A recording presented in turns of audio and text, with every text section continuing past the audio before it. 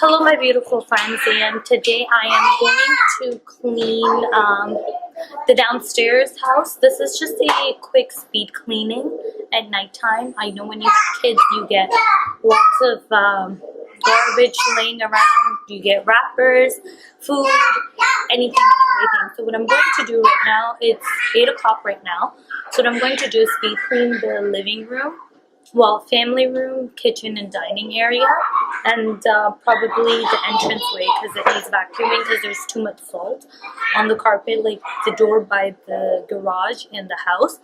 So I've already cleaned the front of the house, but I'm just gonna speed clean the back side of it. And once everything is clean, I will show you what it looks like. And in between, I have to actually make some popcorn chicken for the kids to eat. They're playing in the bouncy castle, well, two of them. The little one's still scared.